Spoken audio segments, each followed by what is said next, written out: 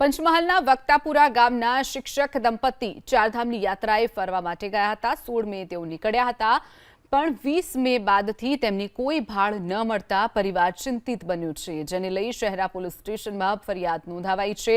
શિક્ષક દંપતી મુકેશભાઈ પટેલ અને મનીષાબેન અમદાવાદથી હરિદ્વાર ટ્રેન મારફતે તેઓ પહોંચ્યા હતા। બાદમાં 20 મેના છેલ્લી વખત તેમની સાથે પરિવારની વાત થઈ હતી। એ સમયે તેઓ શિબિરમાં જવાના હતા તેવું કહ્યું હતું। 2 દિવસ ફોન પર સંપર્ક ન થવાની પણ તેમણે જાણ કરી હતી, જે બાદથી તેમનો સંપર્ક કરતા તેમનો ફોન સતત બંધ આવતા પરિવારજનો ચિંતિત બન્યા છે।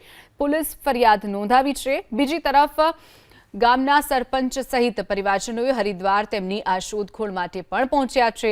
ઋષિકેશ અને હરિદ્વારમાં આવેલ હોટેલ અને અન્ય આશ્રય સ્થાનો પર જઈ શિક્ષક દંપતીની શોધખોળ શરૂ કરવામાં આવી છે, પણ કોઈ હજુ સુધી અતોપતો લાગ્યો નથી। પરિવારજનો કેન્દ્ર, રાજ્ય અને ઉત્તરાખંડ સરકારને વિનંતી કરી રહ્યા છે કે દંપતીને શોધવા માટે સરકાર જરૂરી પગલાં લઈ અને મદદ કરે।